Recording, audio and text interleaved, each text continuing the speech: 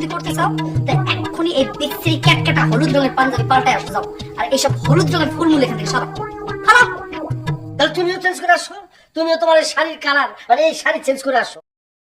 এটা কোনো শাড়ি হইলো? মনে হইতেছে ডেকোরেটর থেকে কাপড় কিনা এরপরে শাড়িটা বানাইছে। কি বললা?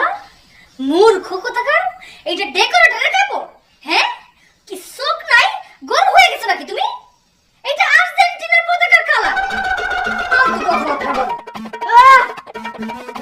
তুমি আর্জেন্টিনা সাপোর্টার? হ্যাঁ, ও আচ্ছা আচ্ছা, এখন বুঝতে পারতেছি এই যে বাসর ঘরের মধ্যে এত হলুদ রং কিসের জন্য, আর এই হলুদ রঙের ক্যাটকেটা পাঞ্জাবি পরে তুমি কেন বাসর ঘর করতে আসছো আমার সাথে? তার মানে তুমি ব্রাজিলের সাপোর্টার?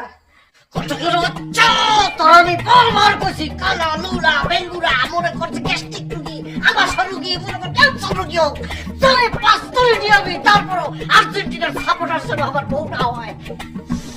ঘটকের বাচ্চা ঘটক, তোরে আমি কতবার কইলাম বেকার কানা খোরা লুলা গাঁজাখোর মদখোর একটা খারাপ জুয়ারি অভদ্র একটা গুন্ডারে লই আয়, তারপর কোনদিন যেন ব্রাজিলের সাপোর্টার লই আবি না আমার জীবনে।